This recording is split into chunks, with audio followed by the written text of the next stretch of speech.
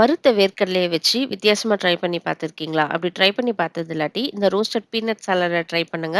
ரொம்ப சூப்பரா இருக்கும். அதுக்கு ஒரு கடாயில 1 டீஸ்பூன் அளவு எண்ணெய் சேர்த்து ஃப்ளேம சிம் பண்ணிட்டு, ஒரு 1/4 டீஸ்பூன் மஞ்சள் தூள், 1/4 டீஸ்பூன் அளவு ரெட் சில்லி பவுடர் இத கலந்து விட்டுட்டு, கொஞ்சம் உப்பு சேர்த்து கலந்துட்டு, இது கூட கொஞ்சமா ஜீரகத்தூள், கொஞ்சம் சாட் மசாலாவும் சேர்த்து கலந்து, ஃப்ளேம ஆஃப் பண்ணிடுங்க. இப்ப இது கூட வறுத்து கிளீன் பண்ணி வச்சிருக்க வேர்க்கடலைய சேர்த்து கலந்து விட்டுடுங்க.